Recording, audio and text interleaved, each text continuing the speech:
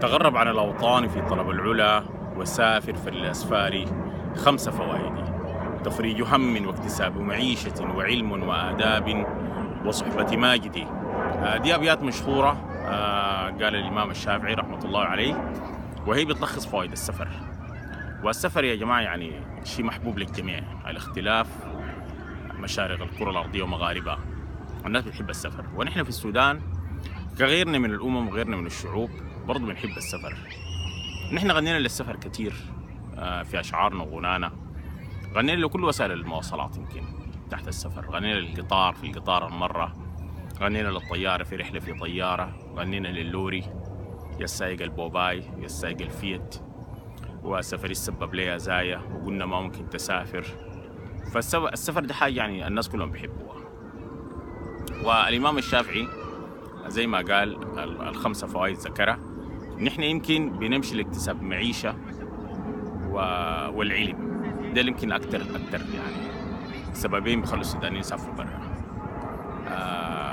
لكن يعني أنا عندي مآخذ كده معينة. يعني الناس لما تمشي برا المفروض يكون عندها أهداف معينة لسفرها. يعني السفر ما من أجل السفر، إلا إذا كان سفر لتفريج هم، ناس مسافرين إجازة وجايين.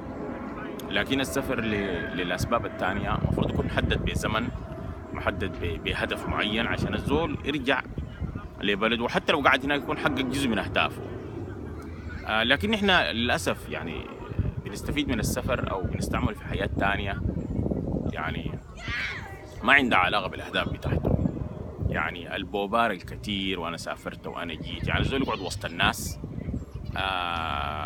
بأي صورة من الصور عايز يوريهم إنه هو جا من الحتة الفلانية، جا من سيدني ولا جا من كاليفورنيا. لازم يورونا الحاجة دي يعني. والمرة اللي بتسافر الخليج وكده دار توري الناس إنها مشت السعودية ومشت الإمارات ودبي وكده وكده. بعدين الناس يعني نحن بنمشي لشعوب تانية المفروض نتعلم منها برضو. يعني للأسف الناس مثلا اللي بيجي من الخليج، يعني الواحد اللي قاعد في السودان 20-25 سنة قبل ما يسافر، وسافر الخليج معظم الناس بيمشي عشان القروش، يعني معظمه ما عشان العلم، لأنه الناس من الخليج بيتعلموا عندنا. فتلقاه هناك أول حاجة ينسى لك كلمة قروش دي يقول لك فلوس. الحاجة اللي ماشي ليها أصلا دي نسي اسمها بخلال سنة.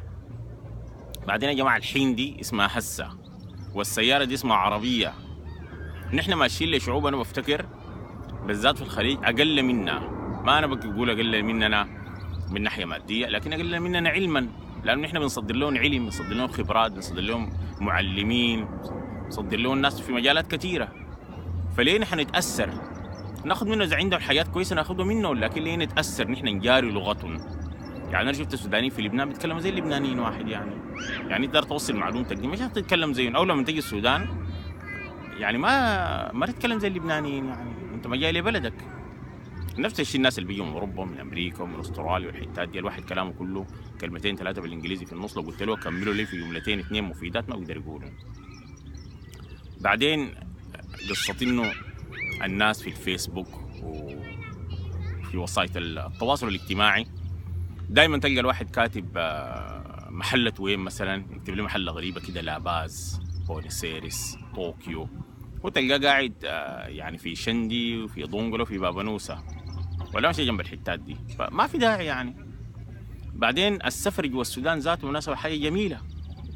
يعني نحن ليه ما نحكي عن تجاربنا؟ زلوا جاء حكى عن تجارب مفيدة في السفر، الناس ممكن تسمع وممكن تعرف. لكن كونه نحن في الفيسبوك طوال نحن في مطار بكين ماشي لوس انجلوس، وفي تورونتو ما أعرف ماشي وين، وفي لندن ماشي كوبنهاجن، طوالي الصور في سلالم الطيارات. فأنا أفتكر ده يعني حاجة ما جميلة. يعني السودانيين عامة نحن شعب ناقد. يعني الزول لما يجي من برا بيلاحظوا لتصرفاته، بيلاحظوا له يتغير، بيلاحظوا لكلامه. فالزول يعامل السودان بمنطلق، انا بتذكر ناس الجيش زمان لما تمشي لهم في اي مثلا كنت امشي سلاح الاشاره لاخو صديق هناك، لما تطلع بتلقى في علامه كبيره مكتوبه جنب الباب يقول لك ما رايته هنا وسمعته هنا اتركه هنا. الحاجات القشور دي اتركها هناك. جيب معاك الحاجات الكويسه، جيب معاك احترام الزمن، جيب معاك حب العمل، جيب معاك احترام الآخر بغض النظر عن جنسه ولونه وعرقه ودينه. يعني الزول يجيب الحاجات زي دي كويسة معاه. لكن احنا تلقى الزول مثلا قاعد في اوروبا ولا كندا ولا امريكا ولا استراليا 30 سنه، بيعامل الحاجه السودانيه بالطريقه السودانيه والحاجه الاوروبيه ولا الامريكيه بالطريقه بتاعتها. يعني لو قالوا لي مثلا تعالى مقابله مع دكتور، مع جهه حكوميه، مع كده الساعه 11، انا 11 الا ربع بكون في الحته. لكن لو قالوا في حفله سودانيه الساعه 7 بيجي 9. ده الزول قاعد 30 سنه، لما يمشي السودان بيشيل الثقافه دي معاه، يعني ما تعلم شيء هو في النهايه. ده نوع من الانقلاق. الزول يتعلم الحياه الكويسه ويخلي القشور بتاعت الامور، والناس ترجع لبلدها بافاق كويسه وبتجارب عشان تقدر تساهم يعني في بناء البلد وكده. اتمنى ان رسالتي دي تكون وصلت يعني لكل الناس وما تكون زعل الزول. ده كلام ونسى. باي.